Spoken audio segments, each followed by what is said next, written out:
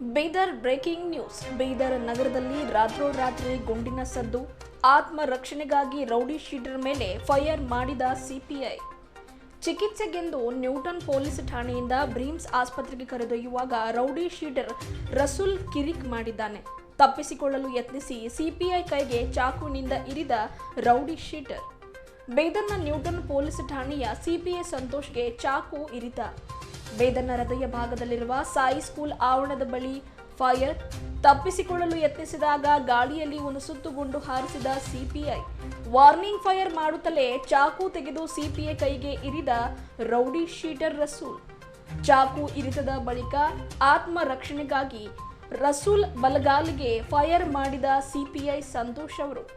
ಗಾಯಗೊಂಡ ಸಿಪಿಐ ಸಂತೋಷ್ ಅವರಿಗೆ ಬ್ರೀಮ್ಸ್ ಜಿಲ್ಲಾ ಆಸ್ಪತ್ರೆಯಲ್ಲಿ ಪ್ರಾಥಮಿಕ ಚಿಕಿತ್ಸೆ. ಬ್ರೀಮ್ಸ್ ಆಸ್ಪತ್ರೆಗೆ ಭೇಟಿ ನೀಡಿ ಘಟನೆ ಕುರಿತು ಮಾಹಿತಿ ಪಡೆದ ಎಸ್ಪಿ ಚೆನ್ನಬಸವಣ್ಣ ಲಂಗೋಟಿ ಅವರು ಮಾರಕ ಕಾಯಿಲೆಗೆ ಅಂದರೆ HIV ತುತ್ತಾಗಿರೋ ರೌಡಿ ಶೀಟರ್ ರಸೂಲ್. ರೌಡಿ ಶೀಟರ್ಗೆ ಮಾರಕ ಕಾಯಿಲೆ ಹಿನ್ನೆಲೆ ಬ್ರೀಮ್ಸ್ ಜಿಲ್ಲಾ ಆಸ್ಪತ್ರೆಯಲ್ಲಿ ಪ್ರಾಥಮಿಕ ಚಿಕಿತ್ಸೆ ನೀಡಿ ಆಂಬ್ಯುಲೆನ್ಸ್ನಲ್ಲಿ ಕಲಬುರಗಿಗೆ ರವಾನೆ ಮಾಡಲಾಯಿತು. ಈ ಕುರಿತಂತೆ ಚೆನ್ನಬಸವಣ್ಣ ಲಂಗೋಟಿ ಎಸ್ಪಿ ಅವರು ಮಾತನಾಡಿದ್ದಾರೆ. ಜಿಲ್ಲೆಯ ನ್ಯೂಟೌನ್ ಪೊಲೀಸ್ ಠಾಣೆಯ ಇನ್ಸ್ಪೆಕ್ಟರ್ ಆದಂಥ ಸಂತೋಷ್ ತಟ್ಟೆಪಲ್ಲಿ ಅವರಿಗೆ ಏನಂದರೆ ಗಸ್ಟ್ನಲ್ಲಿದ್ದಾಗ ಇಲ್ಲಿ ಬಂದಿರ್ತಾರೆ. ಬಂದಾಗ ಏನಂದರೆ ಇಲ್ಲಿ ಒಬ್ಬ ವ್ಯಕ್ತಿ ಏನಂದರೆ ಎಲ್ರಿಗೂ ಸಾರ್ವಜನಿಕರಿಗೆ ತೊಂದರೆ ಕೊಡುವಂಥದ್ದು ಮತ್ತು ಡ್ಯೂಟಿ ಡಾಕ್ಟರ್ಸ್ ತೊಂದರೆ ಕೊಡುವಂಥದ್ದು, ಅಸಾಲ್ಟ್ ಮಾಡ್ತಾ ಇರುವಂಥದ್ದು ಕಂಡು ಬಂದಾಗ ಜನ ಅವನಿಗೆ ಕೂಡ ಏನಂದರೆ ಹೊಡೆದು ಏನಾದರೂ ತೊಂದರೆ ಮಾಡ್ಬೋದು ಅನ್ನುವಂಥ ಒಂದು ಇದರಿಂದ ಮತ್ತು ಆ ವ್ಯಕ್ತಿ ಏನಂತಂದರೆ ಅವನ ಹಿಂದೆ ಪೊಲೀಸ್ ಠಾಣೆಗಳಲ್ಲಿ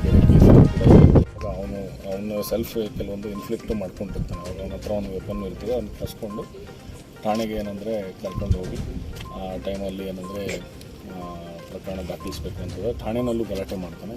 ತಾನು ಏನಂದರೆ ಇಂಜರಿ ಮಾಡ್ಕೊಳ್ಳೋಕೆ ಪ್ರಯತ್ನ ಮಾಡ್ತಾನೆ. ಅದಕ್ಕೆ ಅವನ್ನ ಮತ್ತೆ ಏನಂದರೆ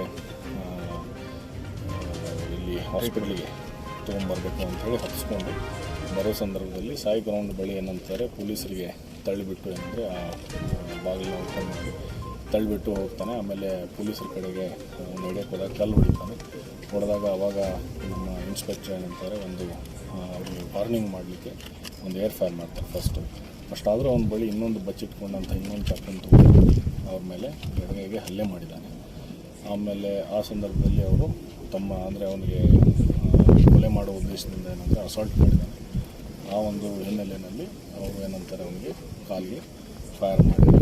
ಅವನು ಫರ್ದರ್ ಇದು ಮಾಡಲಿಕ್ಕೆ ಅಂತ ಆಮೇಲೆ ಇಲ್ಲಿ ತೊಗೊಂಡಿಲ್ಲ ಹಾಸ್ಪಿಟ್ಲಿಗೆ ಇಲ್ಲಿ ಅಡ್ಮಿಟ್ ಮಾಡಿದ್ದಾರೆ. ಸೊ ಟ್ರೀಟ್ಮೆಂಟ್ ಆಗ್ತದೆ ಮತ್ತು ಇದಕ್ಕೆ ಸಂಬಂಧಪಟ್ಟಂಗೆ ಏನಿದೆ ಪ್ರಕರಣವನ್ನು ದಾಖಲಿಸಿ ಮುಂದಿನ ತನಿಖೆಯನ್ನು ಕೈಗೊಳ್ಳುತ್ತೇನೆ.